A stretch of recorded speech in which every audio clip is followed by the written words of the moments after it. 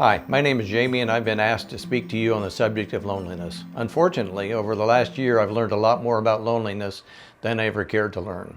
Prior to that, I really didn't have much personal knowledge of loneliness.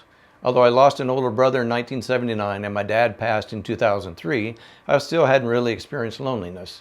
My wife Holly was in her third year of recovery. My children and grandchildren were healthy.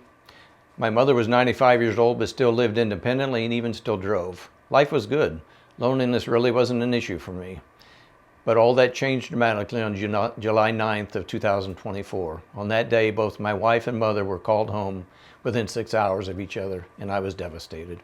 And I was lonely, and my heart was broken. I've learned that grief and loneliness walk hand in hand. I also learned that there is a huge difference between being alone and loneliness. When I'm alone and working around my house, either inside or outside, I will have worship music playing, and I am perfectly content.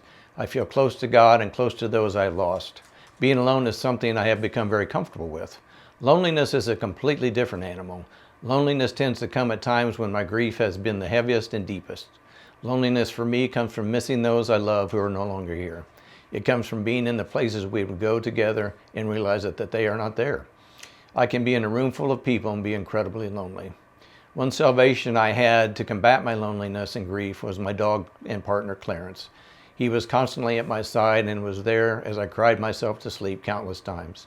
And just when I thought the fog of grief and loneliness was beginning to lift and that I was turning the corner, Clarence crossed the Rainbow Bridge on June 1st of this year. And I was lonely and I was grieving to a whole new depth. But I will tell you, there is one place that I've been able to go every week and not be lonely, and that place is here at the Jar. You all have helped sustain me over the last year, whether it was a hug, a touch on the arm, a smile, a question as to how I'm doing, a meal. They all had an impact, and they all helped me more than you'll ever know.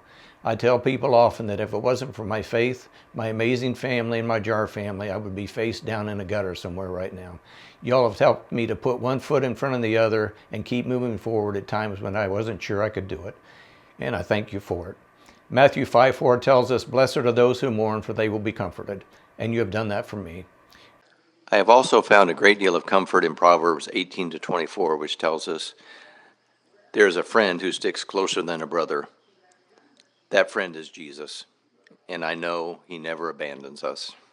I want to leave you with something that Holly left for me that I look at every day. She made this sign once before she passed away, and it sits in our laundry room to this day. And I believe it to be true from the bottom of my heart. Thank you for letting me share.